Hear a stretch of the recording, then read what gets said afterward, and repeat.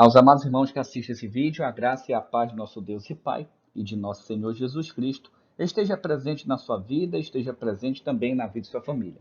Bom, todo domingo nós estamos trazendo até os inscritos, até os amados irmãos, pedidos de pregação ou de temas vindo de inscritos ou amigos próximos das pessoas do canal.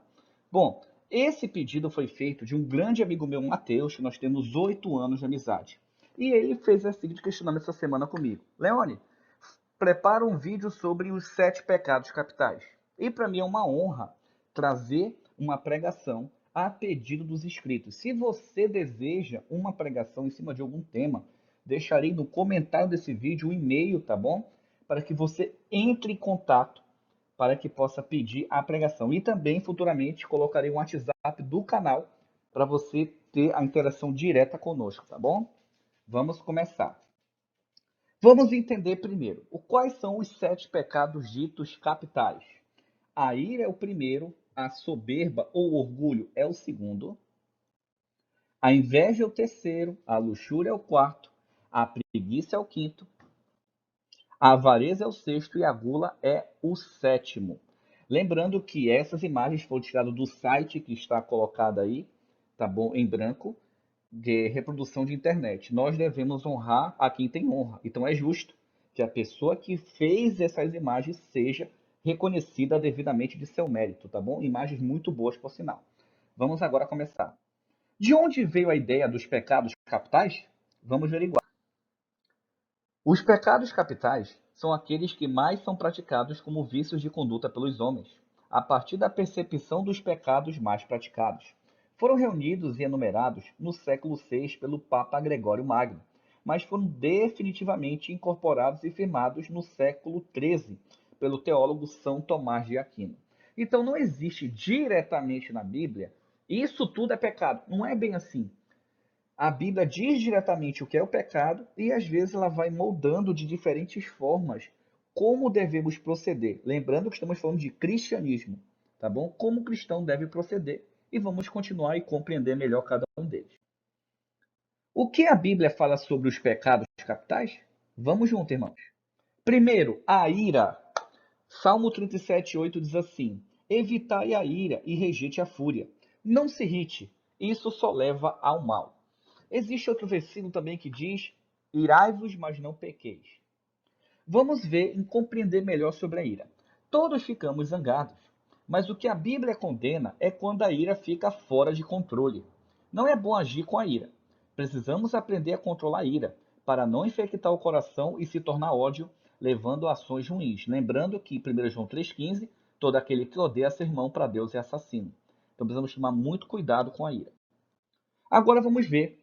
Quem na Bíblia agiu com ira? O primeiro foi Moisés, em Números 16:15, que diz assim: Então Moisés irou-se muito e disse ao Senhor: Não atendes para a sua oferta, nem um só jumento tomei deles, nem a nenhum deles fiz mal. E o segundo foi Jacó que irou-se com Labão, né, que diz assim: E respondeu Jacó e disse a Labão: Qual é a minha transgressão? Qual é o meu pecado que tão furiosamente me tens perseguido? Então percebemos que existem pessoas que se irritaram, né? Então nós cristãos podemos nos irritar? Sim, podemos, mas cuidado para não pecar e não perder o controle, tá bom? Segundo, orgulho ou soberba. Provérbios capítulo 29, versículo 23 diz assim: O orgulho do homem o humilha, mas o de espírito humilde obtém honra. Então Deus rejeita os soberbos, os orgulhosos. Vamos aprender mais? Orgulho é se achar superior às outras pessoas, desprezando-as. Além de pecado, o orgulho é ridículo. Todos somos igualmente amados por Deus e cada pessoa é especial. Se achar superior somente por ter alguma vantagem é ilusão. O remédio para o orgulho é a humildade. Então, sim, se Deus rejeita, quer dizer que isso não é bom aos olhos de Deus, não é mesmo? E vamos agora ver quem na Bíblia agiu com orgulho. Moabe. Jeremias capítulo 48, versículo 29 diz assim: Ouvimos da soberba de Moabe, que é soberbíssimo, como também da sua arrogância, e da sua vaidade, e da sua altivez, e do seu orgulhoso coração. Então Moabe não era qualquer um. Ele era soberbo e soberbíssimo, né? Um nível assim extremamente alto. Devemos tomar muito cuidado. Agora a inveja, Provérbios 14:30. O coração em paz dá vida ao corpo, mas a inveja apodrece os ossos, né? Vamos aprender mais? Quantos problemas são causados pela inveja? Na Bíblia, temos diversos exemplos de pessoas em que foram consumidas pela inveja e tiveram consequências ruins. A inveja nos impede de ver e desfrutar das bênçãos que Deus nos deu. O resultado é insatisfação constante e a ingratidão. Bom, eu não quis colocar Saul aqui, porque muitas pessoas conhecem, então trouxe outras pessoas na Bíblia que agiram com inveja. Primeiro foram os fariseus, né? Mateus 27:18. Isso aqui é Pôncio Pilatos, né? Porque sabia que por inveja o haviam entregado. Então, mesmo os fariseus, vendo Jesus Cristo sendo usado por Deus, fazendo as boas obras, eles entregaram Jesus à morte por inveja. Em vez de reconhecer Jesus como Messias, o invejaram. Que coisa pesada, né? E os irmãos de José, Atos 7:9 diz assim: E os patriarcas, movidos de inveja, venderam José para o Egito, mas Deus era com ele. Muito interessante isso aqui, não? Próxima, luxúria. Efésios 5:3. Entre vocês não deve haver nem sequer menção de imoralidade sexual, como também de nenhuma espécie de impureza e de cobiça, pois essas coisas não são próprias para os santos. Luxúria é a falta de controle sobre os desejos carnais, principalmente sexuais, caindo em todo tipo de excesso. A luxúria destrói o corpo e distorce os pensamentos.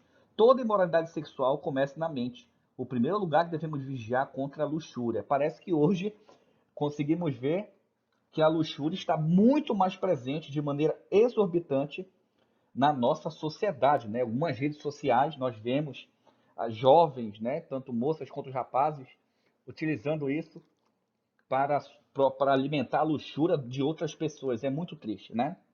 Vamos aprender. Quem na Bíblia agiu com luxúria? Filhos de Israel, Oséias 4:11. A luxúria e o vinho e o mosto tiram o coração. Então percebemos naquele momento que os filhos de Israel estavam agindo com luxúria. E também Davi, né? 2 Samuel 11:2. E aconteceu que numa tarde, Davi se levantou do seu leito e andava a passear no terraço da casa real. E viu no terraço uma mulher que se estava lavando. E era esta mulher muito formosa à vista. Então, Davi foi um cara que teve luxúria muitas vezes da sua vida, né? Esse é um exemplo.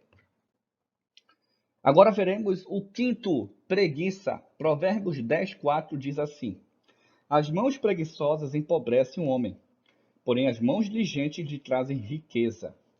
A preguiça é ruim para o preguiçoso e para todos à sua volta. Todos precisamos de descanso, mas a preguiça é evitar persistentemente todo tipo de trabalho.